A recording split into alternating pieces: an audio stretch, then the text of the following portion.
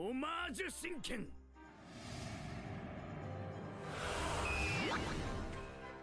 バリバリのピストル。 Salut à tous, c'est Barto de la Team OP. Aujourd'hui, pour ma troisième vidéo, je vous parle des inspirations des personnages de Smoker et Tashigi. Et comme on ne peut pas toucher à Tashigi sans toucher à Kuina, n'y voyant rien de pervers, je vais également développer les inspirations du personnage de Kuina. Commençons par Smoker. Le personnage de Smoker est important.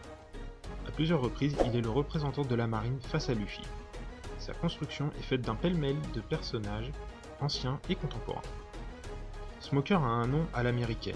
Son manteau est un bombardier, manteau porté par les aviateurs américains initialement, pour les protéger du froid de l'altitude. De plus, dans les arcs pré-ellipse, il porte une paire de lunettes d'aviateur autour du cou. Enfin, enfant, il est représenté bagarreur avec une batte de baseball cloutée, ce qui renforce l'américanisation du personnage. Tout d'abord, Smoker me semble être inspiré, pour le chara-design, de Clint Eastwood. En effet, son surnom dans la marine est le Chasseur Blanc, et Clint Eastwood a joué dans le film Chasseur Blanc, Cœur Noir. Mais c'est également l'un des acteurs principaux de l'emblématique Trilogie du Dollar, ou Trilogie de l'Homme sans nom, dans lequel il joue le rôle d'un chasseur de primes solitaire. Une représentation bien connue de cet acteur est celle où l'on le voit fumant son cigare. Smoker, lui, en mode badass, en fume deux. On pourrait supposer que cette référence seule suffirait. Mais Oda puise également son inspiration dans l'histoire des pirates du XVIIIe siècle. Ainsi, Smoker me semble inspiré directement du Commodore Peter Chamberlain, un membre de la Navy anglaise. Chamberlain est présenté comme étant bourru et totalement dépourvu d'humour. Il était néanmoins respecté par ses hommes pour sa force, sa ruse et son mépris pour l'autorité civile. De plus, il détestait les pirates qu'il considérait comme des déchets juste bons pour la potence. Ouais, je sais pas pour vous, mais d'après moi, ça colle bien à Smoker. Il faut savoir que Chamberlain a aidé à la libération de Nassau, appelée la République des Corsaires. Une île contrôlée par des corsaires devenus de fait pirates, et que Chamberlain a contribué à libérer, comme Smoker l'a fait à Alabasta. Il apparaît que Chamberlain aurait refusé de laisser passer certains pirates ayant obtenu le pardon royal.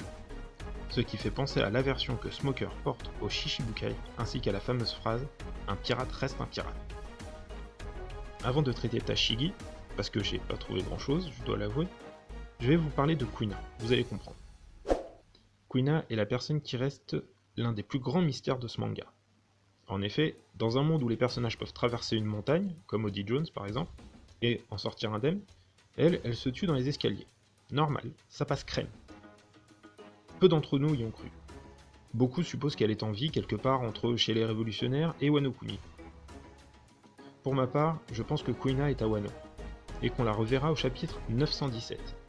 Entre parenthèses, si elle est vraiment morte, je pense qu'on aura une cover de la tombe de Kuina ou un flashback la concernant. Pourquoi? C'est simple. Au chapitre 617, Oda nous présente la tombe de Kuina. Et alors? Alors 617, c'est un 6, un 1 et un 7. Roku, Ichi et Nana. Et si on prend la dernière syllabe de chaque mot, on obtient Kuina ou Kushina. Si l'on fait le même exercice avec 917, on obtient Kyu ou Ku, selon la prononciation, Ichi et Nana. Et là on obtient donc le nom Kuina, d'où mon hypothèse. Alors ok, c'est bien beau, mais Kushina c'est qui ou quoi? Eh bien Kushina, c'est le diminutif de Kushina Daime. Dans le folklore japonais, Kushina Daime est une princesse dont les sœurs ont été dévorées par un serpent à 8 têtes, Yamato no Orochi. Tiens, ça fait penser à notre cher Orochi Kurozumi, non? Elle est la dernière à devoir être mangée. Sauf que Susanoo, dieu des tempêtes, va proposer un deal à ses parents. S'il peut l'épouser, il la sauve. Le deal est conclu et Susanoo saoulera Yamato no Orochi avec du saké et en fera un carpaccio de serpent. Il trouvera dans ses entrailles une épée mythique, Ame Murakumo Tsurugi, l'équivalent d'Excalibur pour la légende arthurienne, mais au Japon.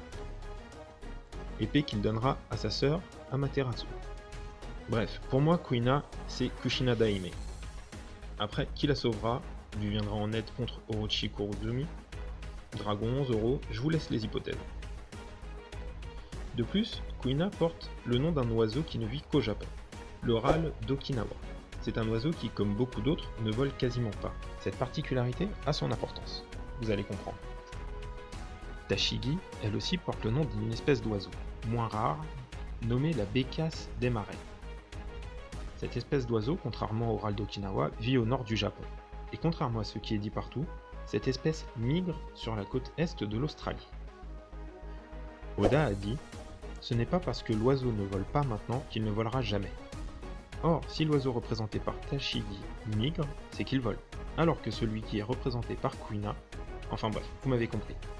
C'est ça qui me fait penser que Kuina est encore vivante. De plus, Tashigi et Kuina sont l'incarnation du combat des femmes. Avec Kuina, Oda a pu montrer que les femmes avaient autant de talent que les hommes. Si, comme le proposent beaucoup de théoriciens du One Piece Game, Kuina a fini par devenir un homme, il faudra qu'elle soit battue par l'incarnation de la femme combattante, alias Tashigi. Alors je sais, pas la peine de rigoler. Tashigi a déjà eu du mal face à Monette, comment elle ferait pour battre celle qui battait Zoro à chaque fois? Bah ça, c'est à Oda d'y répondre.